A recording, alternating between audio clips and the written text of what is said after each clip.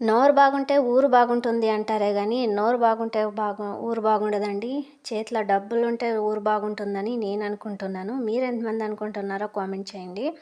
ఎందుకంటే మనత ఫైనాన్షియల్‌గా మనం బాగుంటే అందరూ పిలిచి మరీ మర్యాదిస్తారు.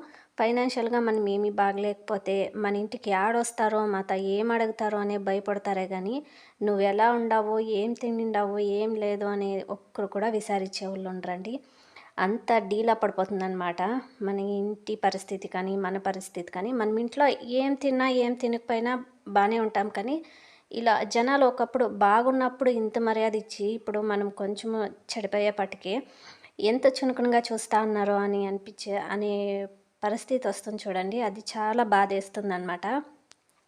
ఎందుకంటే బంధువులైనా సరే మనం బాగుంటే పిలిచి మరీ ఊరికి పిలిపిస్తారు.